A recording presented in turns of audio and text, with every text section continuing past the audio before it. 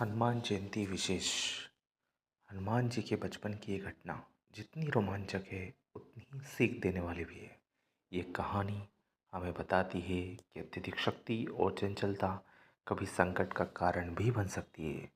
जब देवताओं ने हनुमान जी के अजय होने के वरदान दिए तो उनकी शक्ति और ऊर्जा असीमित हो गई।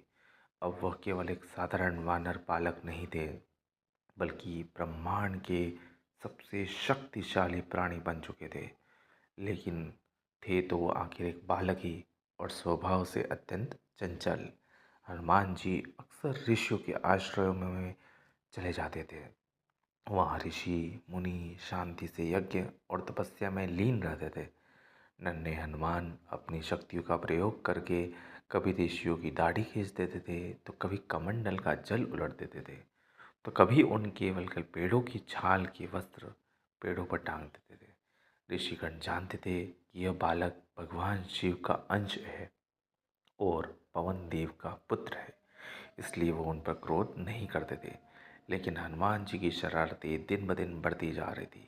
वह अपनी शक्ति के मद में इतने मगन थे कि बड़े बड़े पर्वतों को खिलौने की तरफ फेंक देते थे। एक बार हनुमान जी ने एक परम तपस्वी ऋषि के आश्रय में बहुत अधिक उत्पात मचाया। उन्होंने ऋषि के यज्ञ की वेदी को भंग कर दिया और उनके पवित्र कुश आसन को आकाश में उड़ा दिया।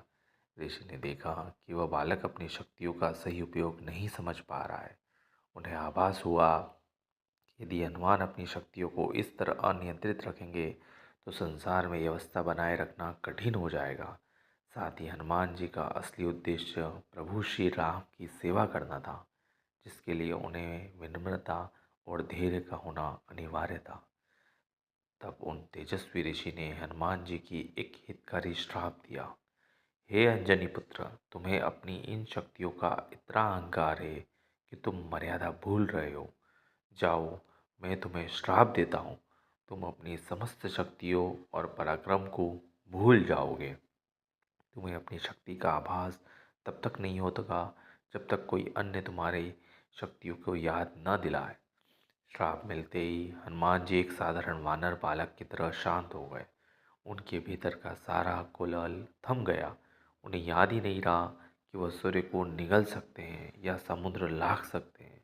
यही कारण था कि जब रावण माता सीता का हरण करके ले गया, तब श्री हनुमान जी चुपचाप ऋषिमुख पर्वत पर सुग्रीव के साथ बैठे रहे।